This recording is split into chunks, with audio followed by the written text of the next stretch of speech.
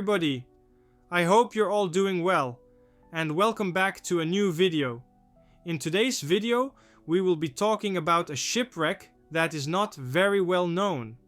The MV William Carson was a CN Marine passenger and vehicle icebreaker ferry. She was built and designed to counter icebergs, able to operate in some of the harshest conditions. However, in a tragic twist of fate, she would meet her end after colliding with the very thing she was built to survive, an iceberg. In 1977, this collision would lead to her sinking. At the time, she was carrying 129 passengers and 29 crew members. Luckily, everyone survived. But how exactly did this happen? Hello everybody, it's Jamie from Old Shipping Lines, and in today's video we will cover the full story of this ship, from her construction to her years of service to her collision, sinking, and the aftermath. As I said, this ship is not very well known, so if you can, please leave a like on this video so that as many people as possible can learn about this forgotten ship. Thank you all, and with that out of the way, let's dive into the video. The story of the William Carson begins not in the icy waters of Labrador, but in the shipyards of Montreal. She was commissioned by Canadian National Railways for a critical purpose, to serve as the flagship vessel on the vital ferry link between Port aux Basques, Newfoundland, and North Sydney, Nova Scotia. This route was the island's lifeline to the mainland, a service that had to operate year-round through some of the most challenging North Atlantic conditions. The vessel would be built by Canadian Vickers Limited, and she was intended to be a statement of Canadian maritime capability. Now, if we talk about the specifics of the vessel, the William Carson was a true giant for her time. She measured 351 feet in length, or about 107 meters, and displaced 8,300 tons. Her design was a masterclass in multi-role functionality. Primarily a freight and cargo ferry, she was also equipped to carry 260 passengers and 60 automobiles, which were loaded through an innovative side-loading ramp system. This design was crucial for efficient turnarounds in port, but her most defining feature was her ice-breaking capability. Her hull was reinforced and shaped to ride up onto ice and crush it with the ship's immense weight, a design that made her one of the most powerful ice-breaking ferries in Canada. The engineering challenges were significant. Constructing a vessel of this size and specialized function required solving problems of hull strength, propulsion power, and stability in both open water and dense ice fields. She was, in fact, one of the largest vessels ever built in Canada up to that point. Her very existence was a testament to the nation's growing industrial and maritime ambitions in the post-war era. She was named for William Carson, a prominent 19th century Newfoundland colonial politician, who advocated for the island's development, a fitting namesake for a ship meant to bolster Newfoundland's connection to the continent. When she slid into the water, she was not just a ship, she was a symbol of progress and resilience. However, the William Carson's grand entry into service was immediately met with a very practical and somewhat ironic problem. She was simply too big for the very harbor she was built to serve. The port facilities at Port aux Basques were not yet capable of accommodating a vessel of her dimensions. This forced a major operational detour for the first 3 years of her career. Instead of sailing to her intended terminus, the William Carson had to use the more spacious harbor at Argentia Newfoundland, while expensive and extensive modifications were made to the Port au Basque dock. This delay was more than a minor inconvenience. It fundamentally altered the ship's initial role and the logistics of the ferry service. Yet, once the harbor upgrades were finally completed, the William Carson settled into her intended routine in 1955. She became a reliable, familiar sight on the Gulf of St. Lawrence crossing. The vessel earned a reputation as a steadfast workhorse, battling the fierce winds and ice packs of the Cabot Strait with a consistency that belied the brutal conditions. For nearly 2 decades, she was a crucial part of the transportation infrastructure, carrying everything from families and their cars to essential commercial goods. Her daily operations were a testament to her robust design. The side-loading ramp proved its worth, speeding up the loading and unloading process significantly. Her ice-breaking bow allowed her to maintain a schedule when lesser vessels would have been forced to stay in port. But the operational demands were relentless. Year-round service in ice-prone waters meant constant stress on the hull and machinery. The crew developed a deep familiarity with the ship's capabilities and quirks, navigating the narrow passageways and managing the complex balance of cargo, vehicles, and passengers.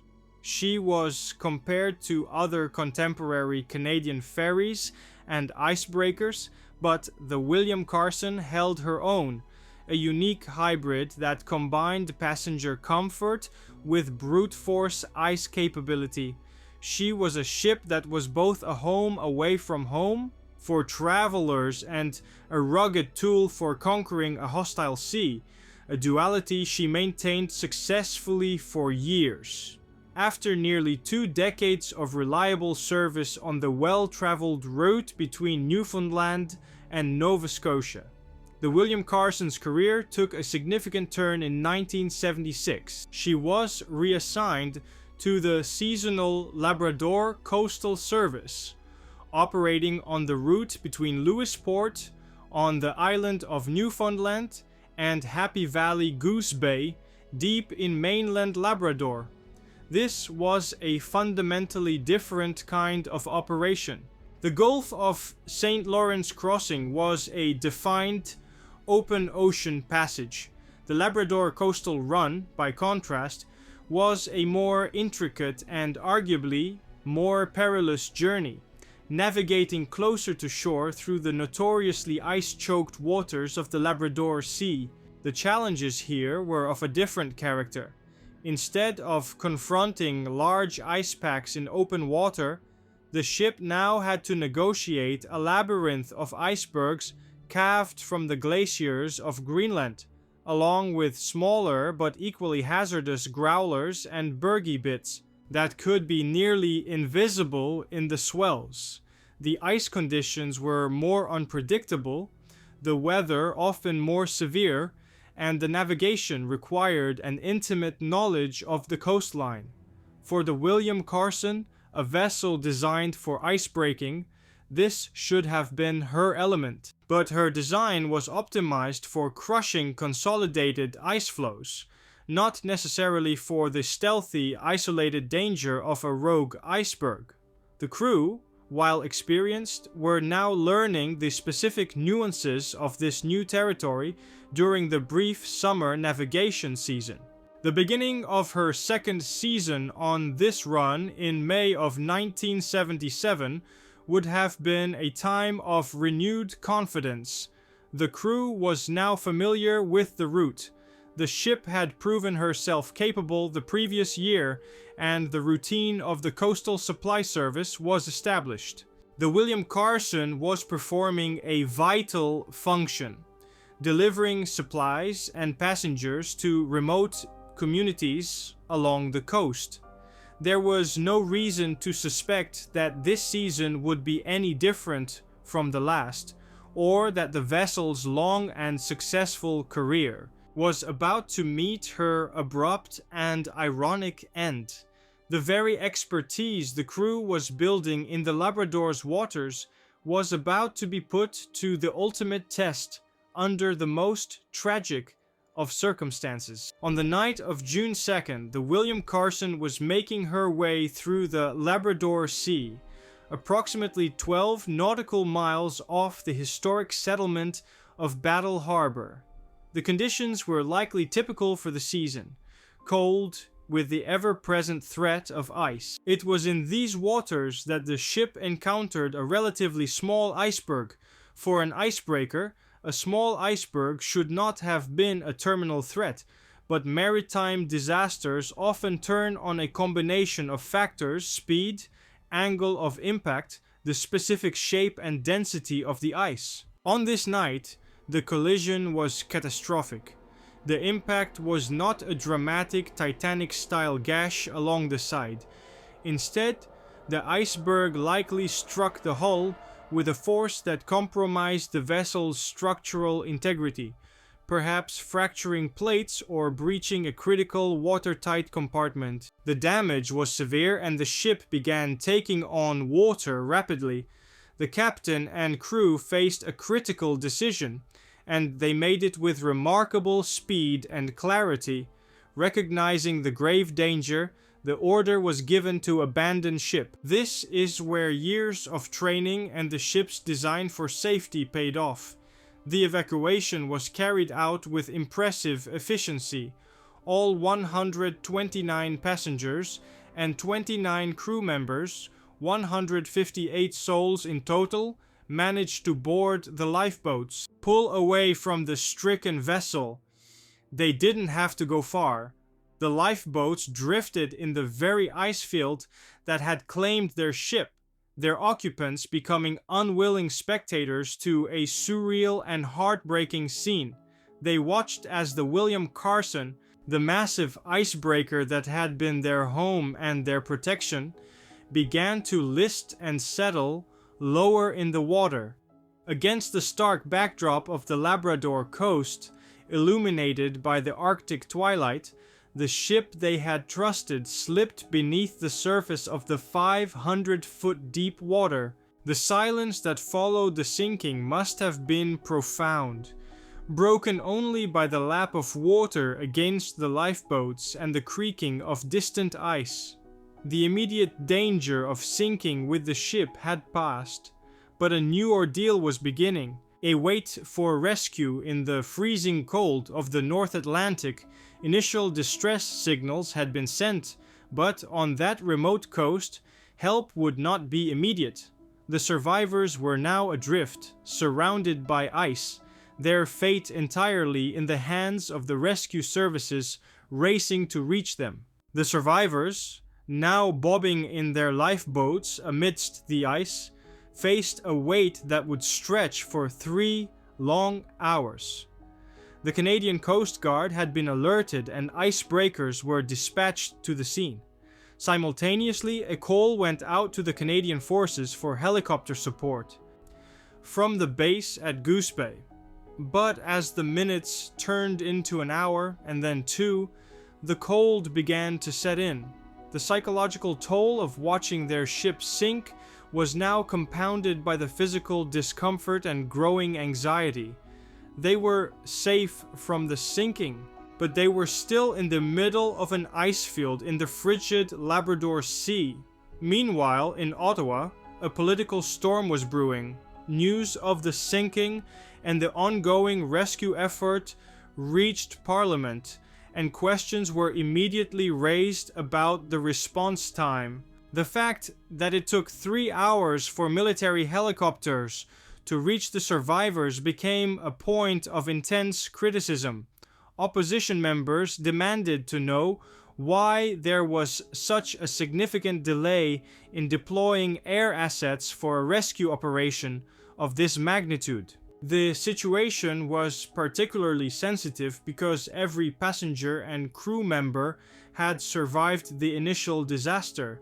Any loss of life during the wait would fall squarely on the rescue operation. The government's response came from the Defense Minister, Barney Danson. He defended the military's actions, stating that the helicopters were dispatched as quickly as possible given the distance from Goose Bay to the location of the sinking and the operational procedures required for a nighttime mission over water. He denied any allegation of negligence or delay. However, for the public and the survivors, the 3-hour wait felt like an eternity, and the official explanations did little to ease the sense that the response could have been swifter. It was a controversy that would linger, a footnote of bureaucratic friction attached to an otherwise miraculous story of survival. Eventually, the rescue did arrive. The survivors were safely retrieved by the Coast Guard icebreakers and helicopters and transported to St. John's, where they received medical checks. The miracle was complete. 158 people had faced one of the ocean's oldest dangers and lived to tell the tale. In the aftermath, the inevitable question had to be answered. How could an icebreaker, designed specifically to operate in these conditions, be sunk by an iceberg? The official investigation would have focused on the specifics of the collision. The William Carson's hull was reinforced against the constant pressure of ice flows, but a sudden concentrated impact from a hard, submerged spur of a berg could potentially puncture the hull in a way that the design was not intended to withstand.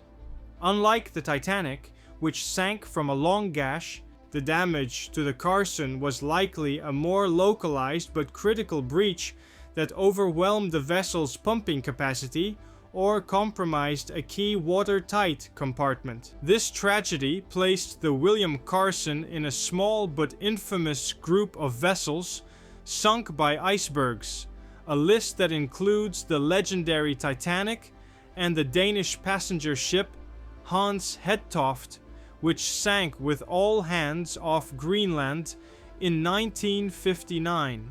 The Carson's story, however, stands apart because of the complete absence of fatalities.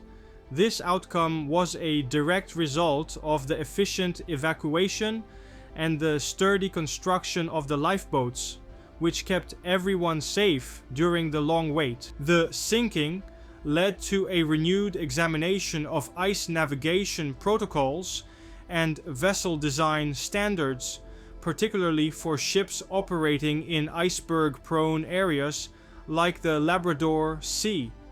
It underscored that even specialized vessels have vulnerabilities and that constant vigilance, advanced detection systems are paramount.